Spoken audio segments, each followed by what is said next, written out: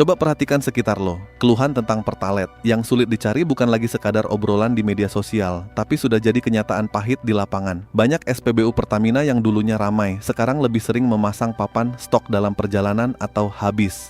Kenapa ini terjadi? Karena kita sedang melihat sebuah bom waktu yang sedang berdetak.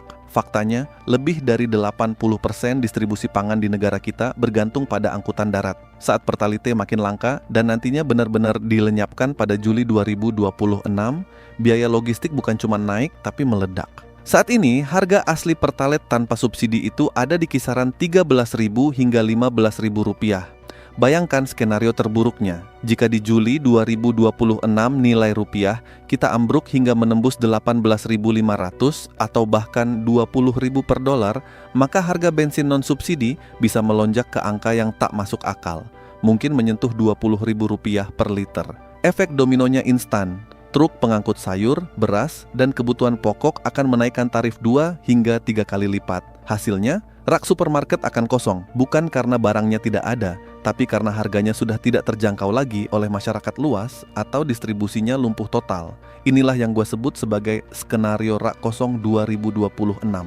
Dan di video ini, gue akan bahas 3 masalah besar yang saling terhubung dan bisa jadi mimpi buruk buat jutaan orang. Saat Pertalite mulai lenyap, saat rupiah makin ambruk, dan saat rak-rak supermarket perlahan mulai kosong. Masalah pertama dimulai dari sesuatu yang selama ini dianggap biasa, Pertalite. Banyak orang baru sadar betapa pentingnya bahan bakar murah setelah ancaman kelangkaan mulai muncul. Selama bertahun-tahun, Pertalite seperti urat nadi yang menjaga jutaan orang tetap bergerak. Ojek online hidup dari sana, pedagang keliling bergantung di sana, distribusi makanan berjalan dari sana. Bahkan, harga sayur di pasar sebenarnya ikut ditentukan oleh apa yang terjadi di SPBU. Tapi masalahnya, subsidi energi bukan sumber tanpa batas. Negara terus membakar anggaran demi menjaga harga tetap rendah, sementara konsumsi naik, produksi minyak dalam negeri makin terbatas, dan harga energi global makin sulit diprediksi. Jadi ketika isu pembatasan subsidi mulai sering muncul, sebenarnya itu bukan cuma wacana teknis tapi tanda bahwa sistem mulai keberatan menopang beban yang terlalu besar. Dan kalau suatu hari Pertalite benar-benar lenyap atau dibatasi ekstrem, dampaknya nggak akan berhenti di SPBU. Ini yang sering diremehkan. Orang mengira masalahnya cuma pindah ke bensin yang lebih mahal, lalu selesai. Padahal efeknya jauh lebih luas. Indonesia adalah negara yang hidup dari distribusi. Truk pengangkut beras bergerak dengan bahan bakar, mobil pengantar logistik hidup dari bahan bakar, kapal distribusi pangan berjalan dengan energi mahal. Ketika biaya transportasi naik brutal, harga semua barang ikut terdorong naik. Pedagang nggak mungkin jual rugi demi rasa kemanusiaan. Distributor nggak peduli pidato motivasi ekonomi. Semua biaya tambahan akan dilempar ke masyarakat. Dan akhirnya rakyat biasa yang harus menanggung semuanya. Di titik itulah kepanikan mulai lahir. Antrean kendaraan memanjang di SPBU. Orang mulai isi tangki penuh meskipun belum perlu. Media sosial dipenuhi video rebutan bensin. Dan lucunya, semakin orang panik, semakin cepat stok habis. Sistem ekonomi modern memang aneh. Kadang yang menghancurkan bukan cuma kelangkaannya, tapi reaksi manusia terhadap kelangkaan itu sendiri. Ketika rasa takut menyebar, logika mulai kalah.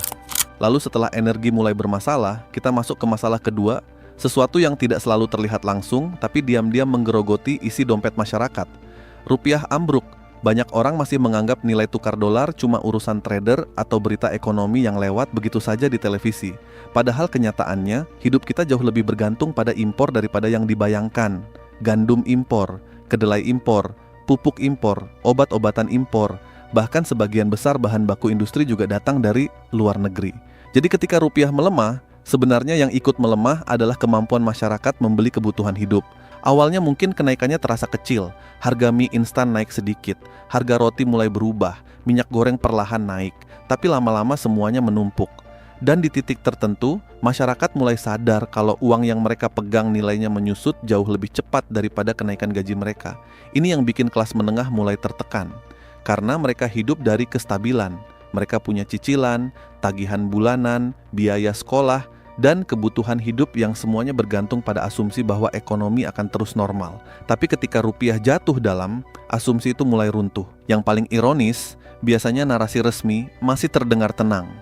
Inflasi disebut terkendali, fundamental disebut kuat, stok disebut aman. Tapi rakyat hidup bukan di atas data presentasi. Rakyat hidup di pasar, di warung, di SPBU, dan di dapur rumah mereka sendiri. Kalau harga beras naik, ibu-ibu merasakannya hari itu juga. Kalau ongkos transportasi naik, pekerja harian langsung sesak napas. Dan ketika jutaan orang mulai merasa tertekan bersamaan, ekonomi bisa berubah jadi tekanan sosial yang jauh lebih besar. Nah, setelah energi terguncang dan nilai mata uang melemah, kita masuk ke masalah ketiga, bagian yang paling mudah memicu kepanikan massal.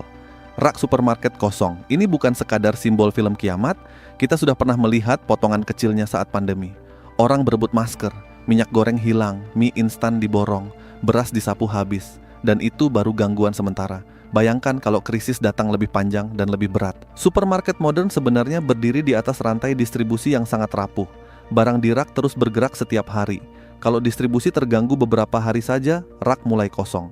Dan ketika masyarakat melihat rak kosong, psikologi massa langsung berubah. Orang mulai membeli lebih banyak dari yang dibutuhkan. Yang tadinya beli 1 dus jadi 5 dus, yang tadinya santai jadi panik. Akibatnya stok makin cepat habis.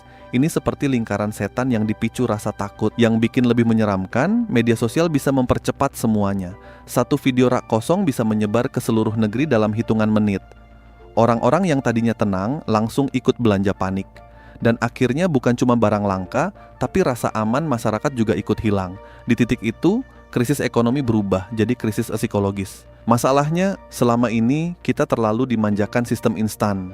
Tinggal klik aplikasi, makanan datang, tinggal masuk minimarket, semua tersedia. Seolah-olah logistik itu sihir yang akan selalu berjalan tanpa hambatan.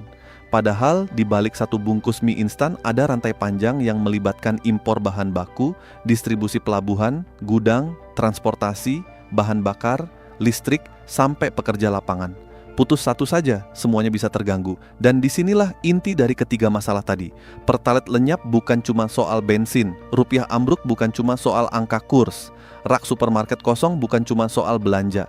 Ketiganya saling terhubung dalam satu rantai yang sama. Energi memengaruhi distribusi, distribusi memengaruhi harga pangan. Pelemahan mata uang memperparah biaya impor. Dan ketika semuanya bertemu di waktu yang sama, tekanan terbesar selalu jatuh ke masyarakat biasa. Tapi penting dipahami, video ini bukan untuk membuat orang panik, justru sebaliknya, karena rasa takut tanpa solusi cuma bikin orang kehilangan arah. Yang lebih penting adalah kesadaran bahwa stabilitas ekonomi bukan sesuatu yang otomatis abadi. Dunia sedang berubah cepat, energi makin mahal, persaingan pangan global makin keras, dan ketergantungan pada impor membuat banyak negara, termasuk Indonesia, jadi rentan ketika dunia mulai goyah. Karena itu langkah paling masuk akal bukan hidup dalam paranoia, tapi mulai membangun kesiapan sederhana, mulai lebih bijak mengelola uang. Jangan terlalu bergantung pada utang konsumtif, mulai punya cadangan kebutuhan dasar secukupnya. Sebagian orang mulai melirik aset fisik seperti emas atau barang yang punya nilai nyata. Sebagian mulai belajar menanam kebutuhan pangan sederhana di rumah. Kedengarannya sepele bahkan kuno, tapi justru kemampuan dasar seperti itu jadi penting ketika sistem mulai terguncang. Dan yang nggak kalah penting, kita harus belajar menjaga pikiran tetap tenang. Karena di masa sulit nanti, informasi palsu akan menyebar lebih cepat daripada bantuan nyata. Akan banyak rumor, banyak provokasi, banyak ketakutan yang sengaja dimainkan. Orang yang panik paling mudah dikendalikan. Makanya skeptis itu penting, tapi tetap harus logis. Jadi, kalau suatu hari nanti lo melihat antrean panjang di SPBU, harga pangan melonjak liar, dan rak supermarket mulai kosong, jangan langsung berpikir semuanya terjadi mendadak. Semua krisis besar selalu dimulai jauh sebelum mayoritas orang sadar.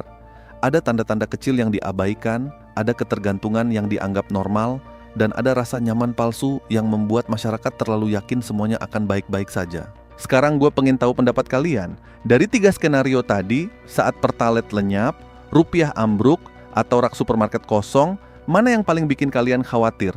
Tulis di kolom komentar. Dan kalau kalian suka pembahasan ekonomi kritis seperti ini, jangan lupa bantu dukung channel Sekilas Uang dengan like, share, dan subscribe supaya kita bisa terus memantau perkembangan ekonomi bersama-sama. Tanpa drama berlebihan, tanpa pura-pura semuanya aman, dan tanpa menutup mata terhadap kenyataan yang mulai bergerak pelan di depan kita.